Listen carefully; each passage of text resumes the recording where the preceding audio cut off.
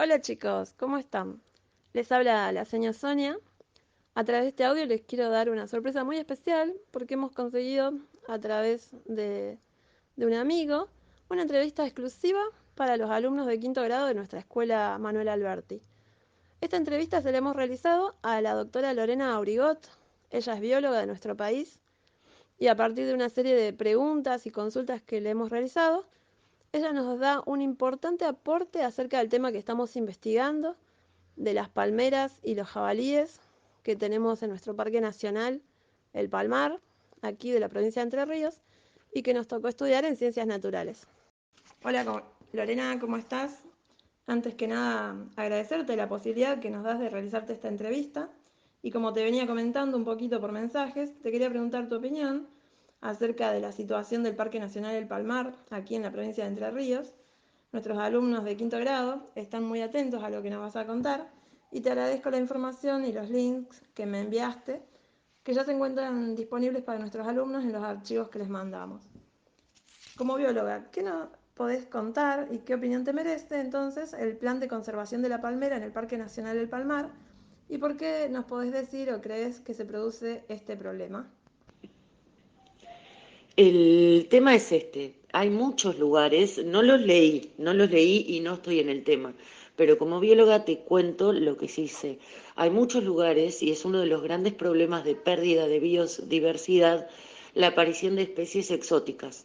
Cuando aparece una especie exótica en un ambiente, es decir, una especie que no pertenece a ese lugar, sino que es de otro lugar, cuando aparece una especie exótica en general, no tiene depredadores porque bueno, no es del lugar, no tiene depredadores y compite por los recursos que pueden ser el alimento, los nidos, etcétera, con las especies autóctonas.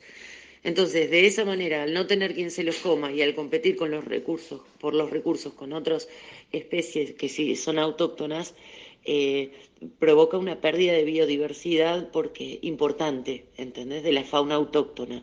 Es el caso que pasó en Tierra del Fuego con los castores.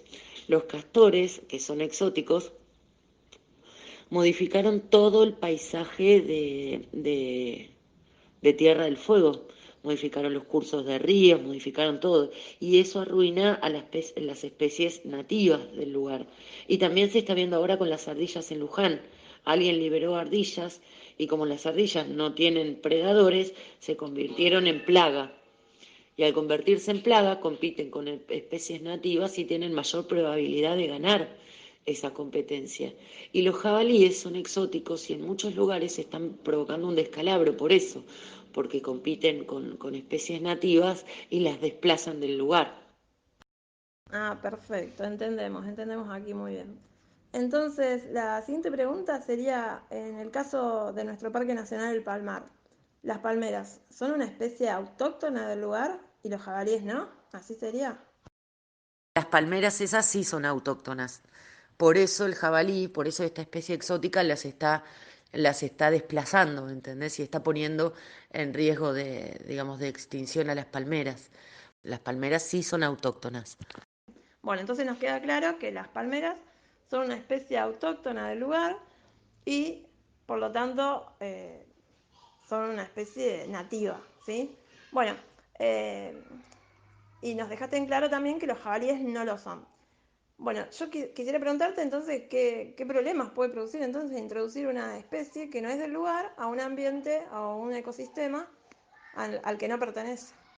Los jabalíes, los castores, las ardillas, son todas especies exóticas, que en general una especie exótica en un ambiente tiene dos posibilidades, o no sobrevive o se convierte en plaga, como pasa con el jabalí, con las ardillas y los castores, que son plagas. Importante esto, Lorena, que nos venís comentando. Y qué bueno poder analizar y entender todo esto y la importancia que tiene el cuidado de nuestros ecosistemas y la importancia de no alterar el equilibrio de estos ecosistemas también, ¿no es cierto? Claro, claro, Sonia, chicos, esto siempre se relaciona con la pérdida de biodiversidad, algo que se escucha que en todos lados se dice que es un problema muy grande, la pérdida de biodiversidad.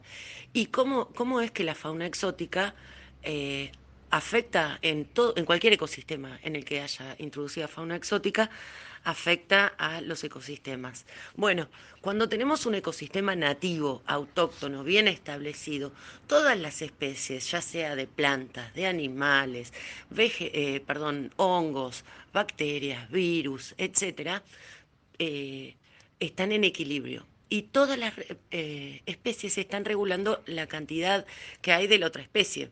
Si nosotros ponemos un ejemplo, tenemos los zorros y los cuises. Si cazamos todos los zorros y no hay zorros, bueno, los cuises van a crecer en forma desmedida porque no tienen quien se alimente de ellos. Entonces, es necesario que exista el zorro para controlar la población de cuises.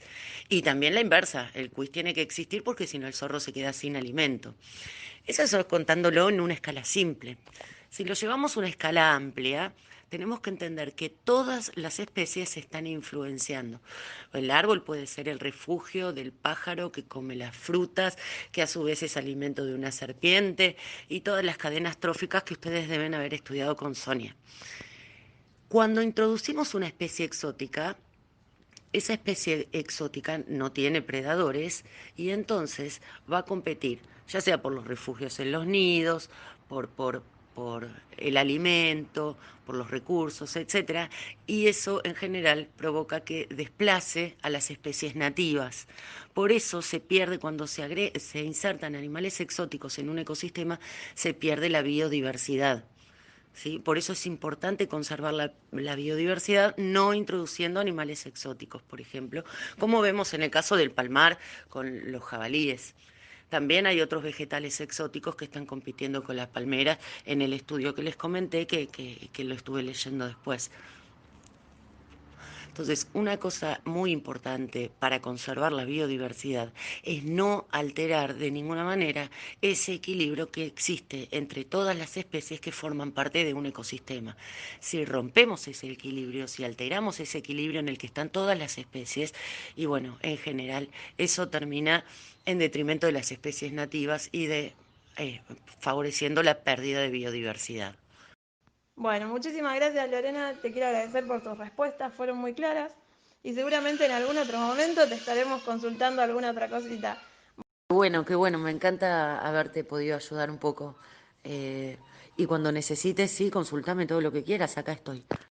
Bueno, espero que nuestros alumnos las puedan recibir así con la misma claridad que se fue entendiendo y bueno, que sea de mucha utilidad también para que ellos puedan entender este tema. Te agradezco por tu aporte. Bueno, chicos, me alegro poderlos haberlos ayudado. Sonia, te agradezco muchísimo la posibilidad que me das para charlar con los chicos. Y recuerden, ustedes son el futuro. Tenemos que cuidar la biodiversidad y mitigar los impactos del cambio climático global y cuidar los ecosistemas. Y ustedes son la generación encargada de hacer que todas estas situaciones mejoren. Así que chicos, los felicito, les mando un abrazo enorme y acuérdense, hay que cuidar y proteger la biodiversidad y los ecosistemas.